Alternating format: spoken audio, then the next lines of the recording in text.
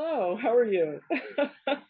I'm so excited about your message tonight because these techniques really resonate with us and allow us a linear time-based physical way to approach this, which is of course the easiest way for us to do things until we have that expansion or allow more expansion within ourselves.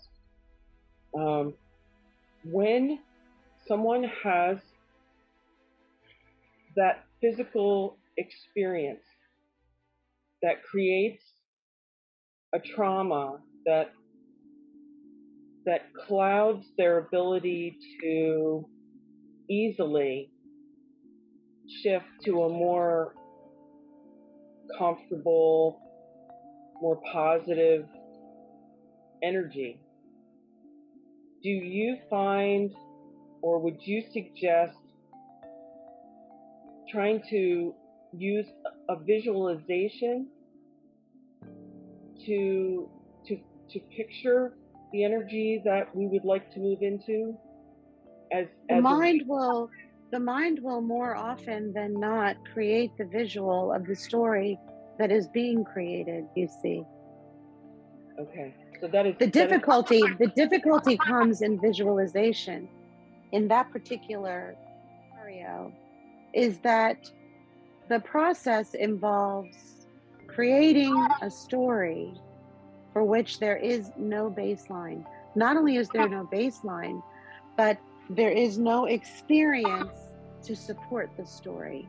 And oftentimes, in this density that humans are experiencing, they base their understanding of reality regarding the meaning of the experiences and environment of their lives.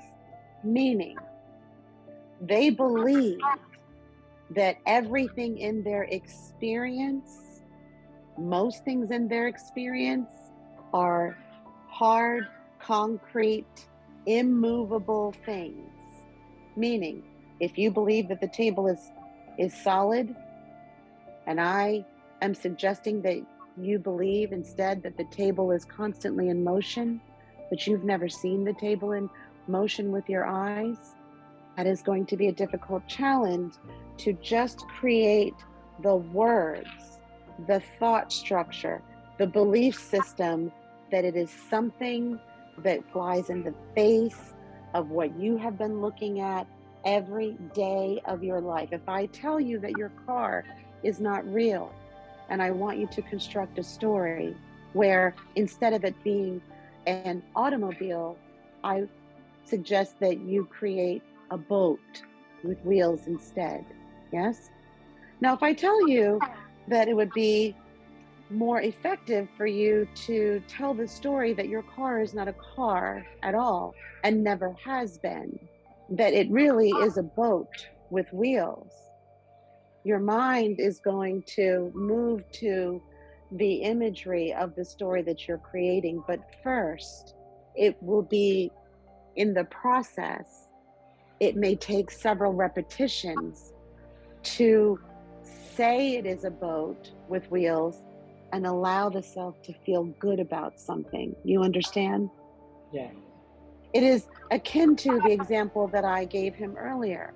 If there was a young girl that was being abused by family members very early on in childhood, and she engages a process that creates a story of a loving family member that never abused her, it is reasonable to give her some time to be able to practice the new story because the trauma is so entrenched in her complex that it may take several attempts before an easy level of visualization can occur. You understand? Yes, and I know there is a physical phenomenon that also accompanies the shifting. When the shifting of the belief is occurring, there is, it, I would describe it as a tingling a tingling or a wave in the body that I think represents neuronally what you're talking about. That experience comes to mind when you describe that to me, and that is an indication to me of pleasure in my system occurring beyond what was there before.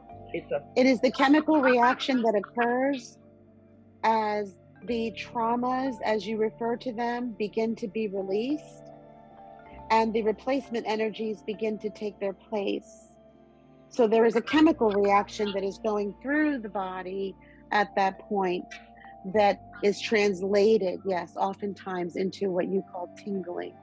But it is a chemical response to the alteration of the story and the transition also from one reality where the alignment with those energy frequencies was one thing, and the shifting and the movement into another reality, bit by bit, where the frequency of that life pattern is different.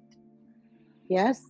And then the body goes through the natural chemical reactions that it goes through until the shifting is more repetitious into those new frequencies, which of course is why there's some level of practice may be needed depending on the level of the trauma. Now, if there is an unpleasantry that occurred between two friends and it was some discontent with the conversation, you understand that may be a very different process then than someone who experienced physical trauma with their bodies. Yes?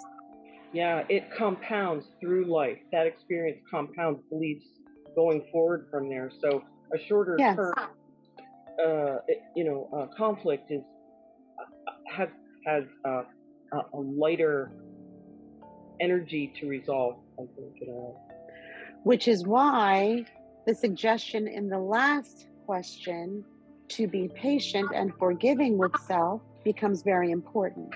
Yes, especially if there are enough trauma energies that are stored as a result of experiencing the traumas, even from this needing validation from outside of self, can have caused a number of traumas through which the memory of those traumas, again, is something that needs to, or that can be, let me say, they can be altered. But the depth of those traumas and the meaning that was ascribed to those traumas, sometimes it is not just one brand new story. Sometimes it is multiple attempts at creating the final new story instead.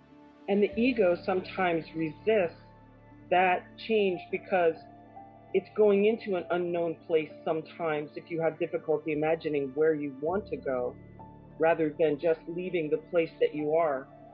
So, because the human brain was designed to only catalog experiences.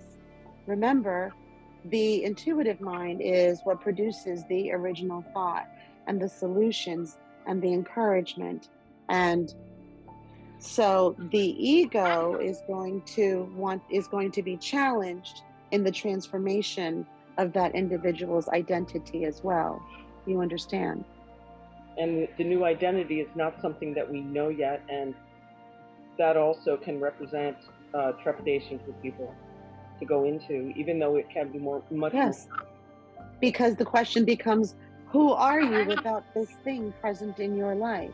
And the unknown level, the unknown quality of that answer is what causes anxiety, which is why the forgiveness, the daily reminder that all is well with you in that moment, that you are perfect in this moment, that it is acceptable to be on a path that is learning and growing, that it is acceptable that one has not achieved some sort of benchmark already, you understand, is the energy path that allows the support then from creation itself, all that is, the universe, your support systems.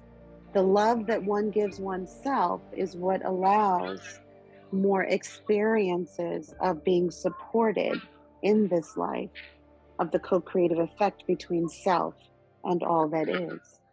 Thank you.